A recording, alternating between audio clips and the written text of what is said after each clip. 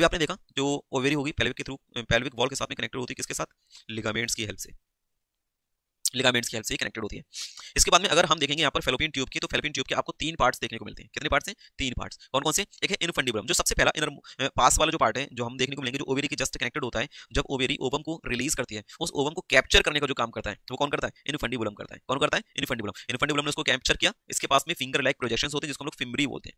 इसी फिमरी के थ्रू इसको कैप्चर करेगा ओवम को और भेज देगा यहाँ पर अंदर को। जब अंदर भेजेगा तो अब यहाँ से ओवम पहुंचेगा कहाँ पर, एम्पुला वाले रीजन में। तो सबसे पहला पार्ट आपको देखने को मिलता है इनफंडिबुलम, ये फनल शेप्ड स्ट्रक्चर कहलाता है, सीधा सीधा स्टेटमेंट पूछा जाता है।